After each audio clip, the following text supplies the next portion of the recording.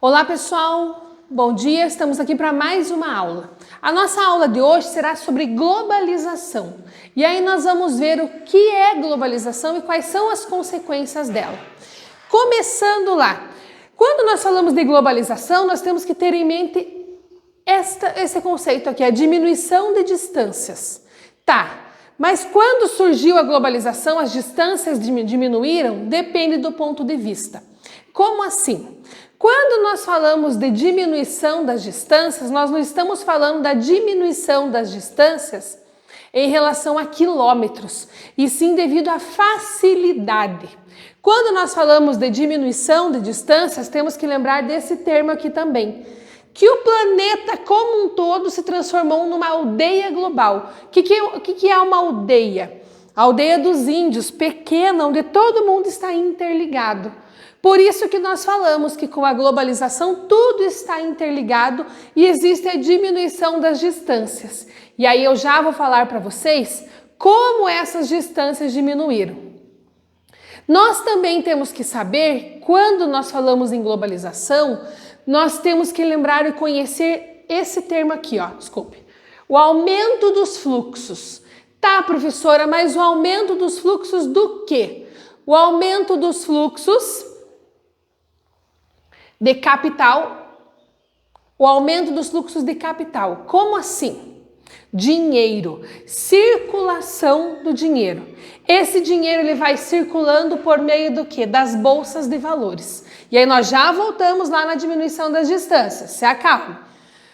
Esse capital ele circula por meio das bolsas de valores, compras e vendas de ações. É claro que essa compra e venda de ações só acontece devido à globalização. E aí esse dinheiro está circulando de um lugar para o outro, de um país para o outro. Quando nós estamos falando de aumento de fluxos, estamos falando também dos fluxos de pessoas, a circulação de pessoas e também de mercadorias. Por que eu coloquei os dois juntos? A circulação de pessoas e mercadorias só é possível devido ao desenvolvimento dos meios de transporte. E aí sim nós voltamos lá na diminuição das distâncias. Como assim? Pensem comigo.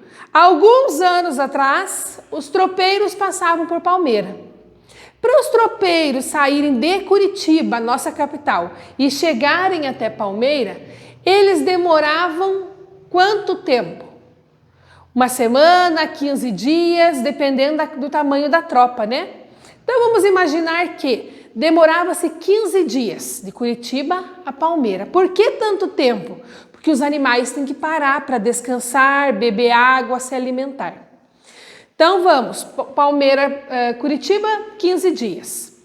Com a evolução, com a revolução industrial, com o surgimento dos automóveis, o que aconteceu? Palmeira, Curitiba começou a demorar 1 hora e meia. Hoje que nós temos estradas e que nós temos carros muito melhores, 50 minutos Palmeira, Curitiba? Pode ser. Mas ainda continua evoluindo. E aí, se nós formos pegar um avião, é claro que aqui em Palmeira não tem aeroporto, mas se nós formos pegar um avião de Palmeira para Curitiba, nós vamos demorar quantos minutos? Olha só, um avião voa em torno de 800 km por hora. Então, 800 km em 1 hora. Metade seriam 400 km em meia hora. Dividindo na metade ainda, 200 km em 15 minutos. Ainda na metade seria 100 km em 7 minutos. Então, olha só, os tropeiros demoravam de Palmeira a Curitiba 15 dias. De carro, 1 hora. De avião ou de helicóptero, nós conseguimos chegar em 7 minutos. Isso quer dizer que está mais perto? Não, está mais rápido. Essa é a diminuição das distâncias que eu falei anteriormente. Por que as distâncias diminuíram? Porque ficou muito mais rápido e muito mais fácil. Por isso, aumentou os fluxos de pessoas. As pessoas estão se movimentando muito mais devido a cada vez mais meios de transporte evoluídos e o transporte de mercadorias também.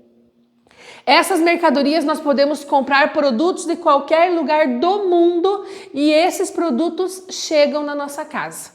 Então, isso foi facilitado pela globalização. Então, aumento dos fluxos de capital, pessoas, mercadorias e informações. Aumento do fluxo de informações por meio do quê? Desenvolvimento dos meios de comunicação. Antigamente, há 30, 40 anos atrás, se você conhecesse alguma pessoa, um parente, algum amigo que morasse em outro país, vamos supor, nos Estados Unidos, para você falar com ele, tinha duas maneiras. Uma maneira era o telefone, mas era muito caro, então as pessoas falavam por telefone uma vez por mês, ou então por carta, mas a carta também demorava alguns dias para chegar. Mas essas eram as maneiras de se conversar com as pessoas. Com a evolução, com a globalização, o aumento dos fluxos de informações, o que aconteceu? Hoje, nós podemos falar com qualquer pessoa do mundo em segundos e sem gastar nada. Então, se nós tivermos uma conexão de Wi-Fi em casa, nós pegamos o celular ou o computador e falamos com qualquer pessoa do mundo em instantes e podemos vê-la. É essa melhoria, essa globalização que facilitou as nossas aulas durante esse período de pandemia, onde cada um pode estar na sua casa e todos conectados. Isso é a circulação, o aumento dos fluxos de informações. Continuando lá com a globalização. Uma outra característica dela, então, primeiro, diminuição das distâncias. Segundo, aumento dos fluxos. Terceira característica da globalização, o neoliberalismo. Quando nós falamos de neoliberalismo, o que é que nós temos que lembrar? A abertura de mercado, o aumento da circulação de produtos. A abertura de mercado de quem? Dos países. Como é que os países abrem o mercado? Já vamos ver. Quem foi o pontapé inicial para o neoliberalismo? Foi o Consenso de Washington, que aconteceu em 1989. Durante esse Consenso de Washington, nós tivemos 10 metas que foram feitas, criadas para estabelecer ou determinar como é que o neoliberalismo ia funcionar, como é que ia se desenvolver. Nós não vamos ver todas elas, vamos ver as 4 principais, que são, primeira, diminuição dos investimentos públicos. Como assim? A partir do Consenso de Washington, o governo passou a investir menos. Por que é que ele passou a investir menos? Porque nós tivemos mais privatizações. O que é uma privatização? É quando uma empresa é propriedade privada de uma pessoa ou de um grupo de pessoas. Quando as empresas são estatais, elas pertencem ao governo. Quando elas são privadas, elas pertencem a pessoas ou grupos particulares. Próxima característica que nós temos, abertura comercial. Quando nós falamos de abertura comercial, nós estamos falando de abertura dos países para receber multinacionais ou transnacionais. Lembrem lá, essas empresas transnacionais são aquelas que têm a sede no país desenvolvido e a filial no país subdesenvolvido.